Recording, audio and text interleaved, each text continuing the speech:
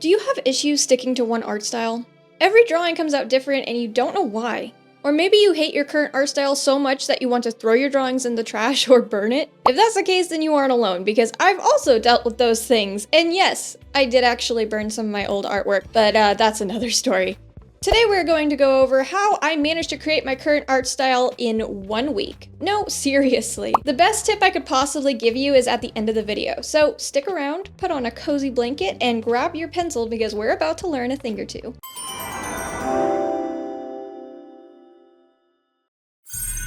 I've been doing this for a while. Since my mom and dad were artists too, they decided to introduce me to art very young, and I really latched on when I was 4. When was I 4? I think it was the year 2000. Oh geez, that ages me. Since then, I fell in love with art, and I never went back.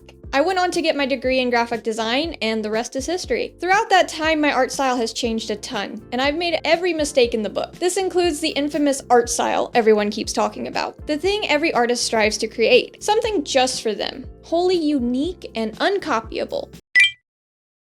I'm sure most of you remember that art teacher that hated anime. If you drew in an anime art style in that class, there's a good chance you got a bad grade. As a kid, I thought that was absolutely villainous, and it is to a point. But when you're learning how to draw, focusing on an art style like anime right off the bat won't help you grow fast. You know the phrase, you can't break the rules until you know them first. It's more true than you think. Take it from me, who decided the anime art style was the only thing I could emulate since I was 8. I did not improve much at all up until college. Then I started to get serious. I couldn't see it at the time, but looking back, it's glaringly obvious. So take it from someone who learned the hard way. If you're wanting to get your own art style right off the bat, make sure you're comfortable with the basics of fundamentals first, and don't rely on your art style to improve. Remember, I said the basics of fundamentals. You don't have to be a master of the fundamentals before you start stylizing your characters. I would recommend every few months or so diving into the fundamentals and giving a good study week. No matter how advanced you are, you will always need to go back to the fundamentals to give your art style a boost. I'm doing this very thing in this video with you. The major things I would focus on when it comes to the fundamentals is anatomy and proportions. Obviously, anatomy is very important. Viewers usually see anatomy inconsistencies before anything else when looking at your art. Composition, it's the way you lay out everything on the canvas. It can help point the viewer's eye where it needs to go, and it can help convey movement, tell a story, and more. Color theory, if you decide to go past line art, this is pretty important, so I would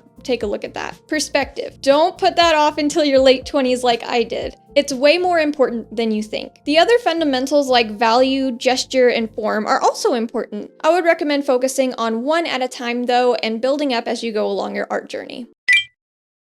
Stylization, the whole reason you're here today. How do I stylize my character to where it looks unique to me? Stylization to me is the act of changing a certain body part to be bigger, smaller, or shaped a certain way. When I created my art style before I started my TikTok account, the account that started it all, I wanted to have a few things. I wanted it to be cute, bold, and bubbly. Having an idea of what vibe you want your art style to give off before you start stylizing can really help shoot you in the right direction. I would do some brainstorming on how you want your viewers to feel when you're looking at your artwork. Come up with 3 descriptive words that match what you're going for. It's something I learned in art school that really helped me when creating my own style. Time to start experimenting with a drawing you made while practicing anatomy. Something realistic and accurate to a real human, animal, or whatever you're stylizing. Preferably something without a super complex pose. And if you want to go the extra mile, draw an anatomically correct front view, side view, and vacuum.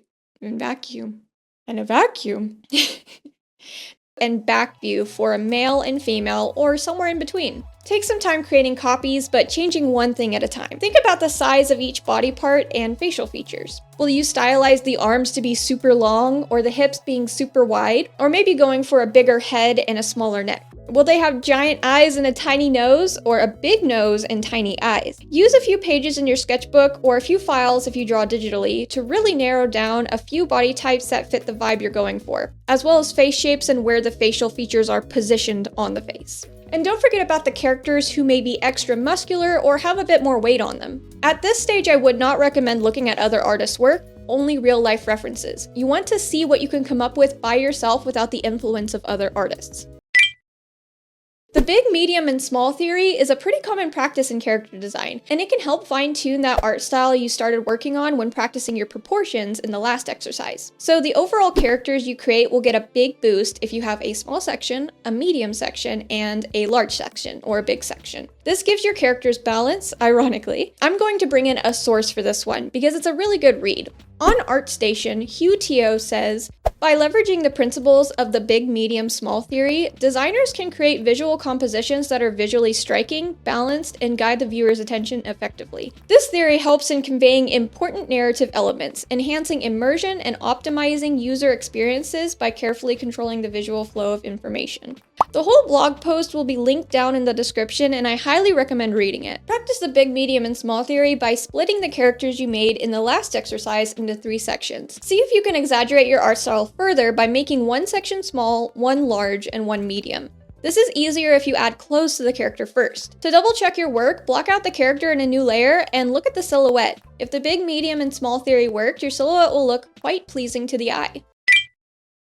So shape language is something I haven't seen talked about much. I touched on it a bit with the big, medium, and small theory, but it goes deeper, much deeper. So an untalked about way to make your art style fit you better is thinking about how you naturally draw. Do you draw in quick straight lines, slow graceful curves, or love your boxes? Expand on that. Take some time working on the sketching or line art that accentuates the shape language. To further touch on this, analyze your own handwriting as well. Is it messy, scratchy, clean, round, or bubbly? That will affect your art style as well. Those styles also help invoke certain emotions. Circular shapes make the character feel softer, innocent, and feminine. Square shapes make the character feel strong, rigid, and masculine. And triangle shapes make the character feel villainous or on edge. Combining curves with sharp angles gives your characters variation. So mixing and matching shape languages can help too. It might also change depending on the character you're drawing and who they are as a person. For me, I decided to prioritize curved lines because that is what I naturally gravitate towards. I expand on that by combining curved lines and sharp edges, as you can see that more in my more recent pieces. I like to give a bit of a point to the shoulders, calves, and elbows. Go ahead and grab your experimental drawings and expand on that by adding curves, edges, and points to your character until you're happy with what you came up with.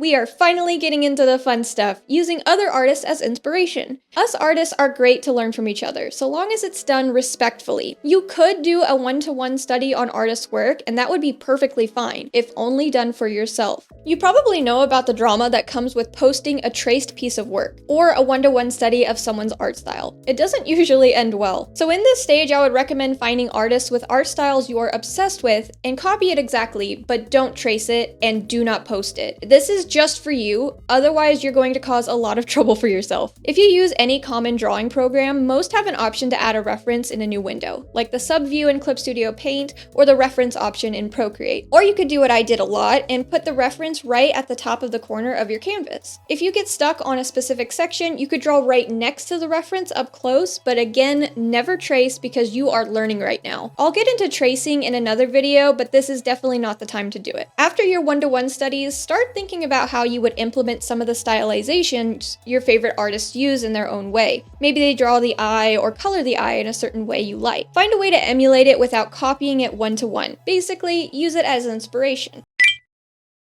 Okay, so we have the tools, now we just need to put it in practice. When I did this, I created a little sheet showing how I would draw the hair, eyes, nose, and ears, and then the face shapes, body types, hands, and feet. That is literally it. This is my art style sheet from the beginning of my social media artist career, if you can call it that. That definitely got me started. Believe it or not, this only took a week for me, but I also have a lot of experience under my belt and was a girl who just needed something to prevent me from style swapping every single time I drew. If you're a fresh baby beginner artist, it might take you more time to get the basics of fundamentals down, and I know that's extremely boring. That's why I procrastinated for 20 years before I actually focused on learning the fundamentals of art. But no matter what, you will get there. Even if it takes a while, just take a few breaks, draw something fun for a little bit, and then go back to studying. But now it is time for the ultimate secret of art styles.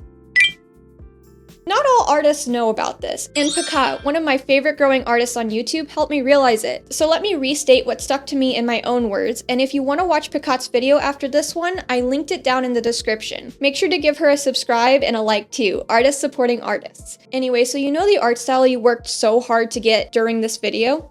It was in you all along. You just brought it to the surface. As soon as you took the pencil to the paper, you may have noticed that it was really hard to perfectly copy what you saw on a reference when studying the fundamentals. I wonder why that is. It's because we already have a predetermined style within us all along. No matter how hard you try, you will always have a unique art style solely to you, and you just didn't realize it. It's actually pretty close to the way your handwriting is different than everyone else's. Every creature on this planet sees the world a bit differently, including humans. You may see colors differently than the person sitting next to you, shapes stand out more to you than other people, light is brighter for you than others or darker, I could go on. But what I want you to remember is that your art has always been unique to you. You've always had that super special art style, and you will continue to grow and develop that art style the more you draw. I've talked a lot about different tips and tricks in this video, so I hope you didn't get overwhelmed. Feel free to come back to this video if you get stuck, or cross-reference my videos with many of the other artists who talk about developing their own art style on YouTube. We all have a different perspective, so we should all be able to help in some way or another. If you have any questions at all, feel free to let me know down in the comments. I try and respond to as many comments as I can, and yes, I can see all of you, even on my Big Shorts channel. So don't be afraid that I won't see your question. Anyway, I love each and every one of you, and I hope I helped you find your art style in some way. Have a good one. Bye-bye.